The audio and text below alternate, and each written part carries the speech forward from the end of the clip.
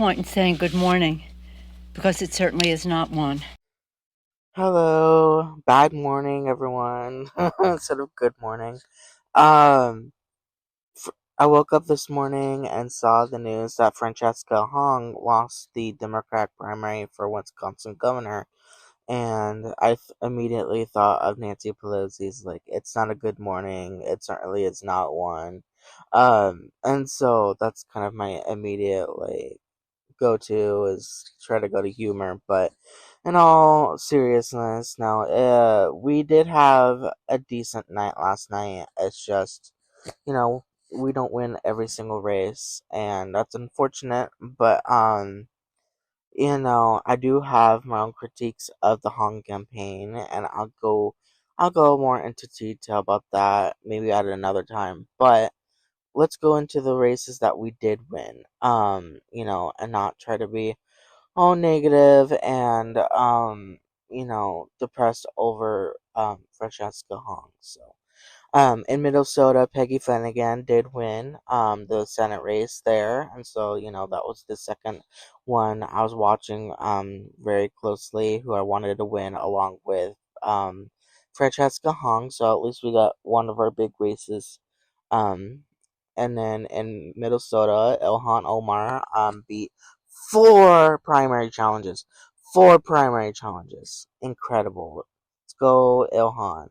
And then Trina Swanson won the primary for Minnesota's 8th district. She's a progressive, and she'll be up against Republican in November. And then Becca Balin is she won unopposed, so she automatically won her primary there. And then Amanda Janu, I don't know how to pronounce your last name, forgive me. She won um the primary for Vermont governor, and she'll be up against Phil Scott, the Republican governor of Vermont this November. And then Molly Gray won the Vermont lieutenant governor primary election for Democrats, and I was supporting her.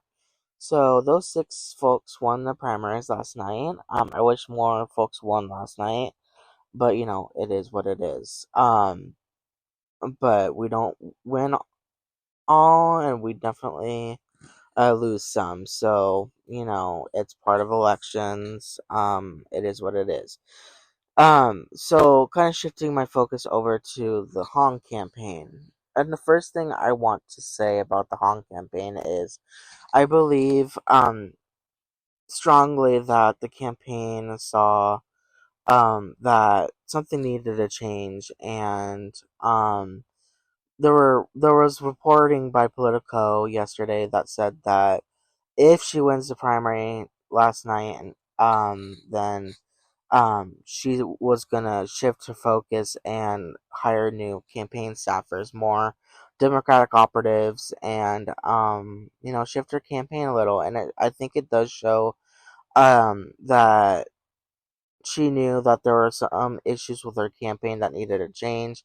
In my opinion, it's not about It wasn't about moderating. It was about expanding her coalition to other Democratic voters, which includes moderates and normie Dems and people like that. And so her coalition was more based off of data centers, which is a bipartisan issue, and affordability, which again is a bipartisan issue. But she didn't do too much of the work of trying to convince Democratic voters that she could win the general. And I think it kind of, like, even though she was really close until the end, I think it did affect the end result. It's super close. It's within the 3,000 vote margin, and so that's one opinion of mine.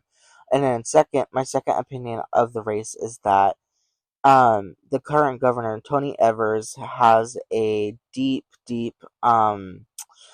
not control over the Wisconsin Democratic Party, but he has connections, and he is part of the establishment, and so he put his thumb on the scale in Wisconsin, and the establishment was able to kind of coalesce around a candidate really quickly, after Medela Barnes dropped out of the race, and then Sarah Rodriguez also dropped out of the race, and so we were all for sure that Hong was going to win because the establishment seemed so divided, but they coalesced around Crowley really quickly, and so partially I think that's because Tony O ever stepped into the race and he endorsed Crowley, and he has deep connections inside of Wisconsin, and so it made sense to me that you know him putting the thumb on the scale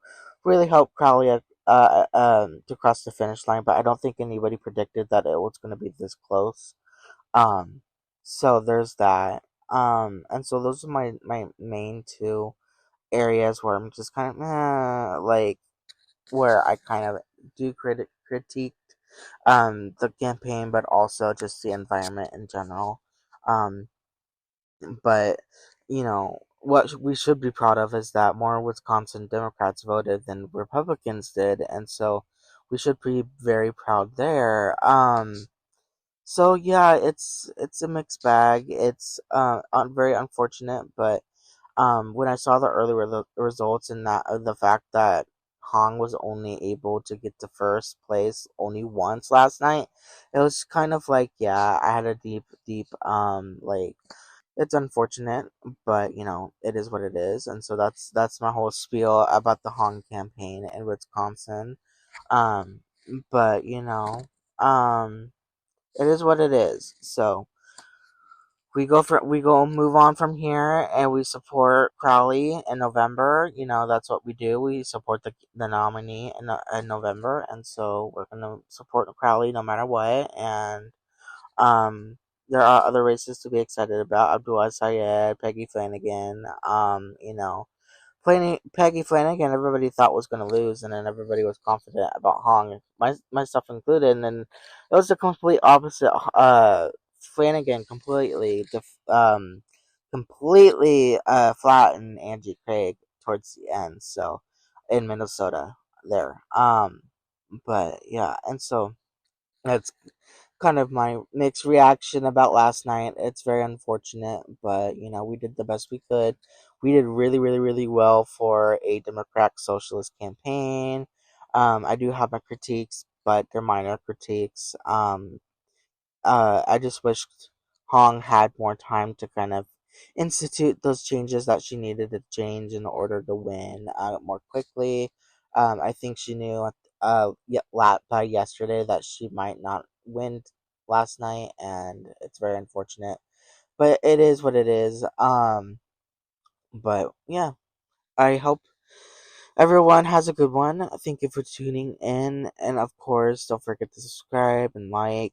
Comment down below your theories about last night's elections, what you watched, whether it's an election I wasn't watching, or your thoughts about the elections yesterday. So I'll see you in the next one.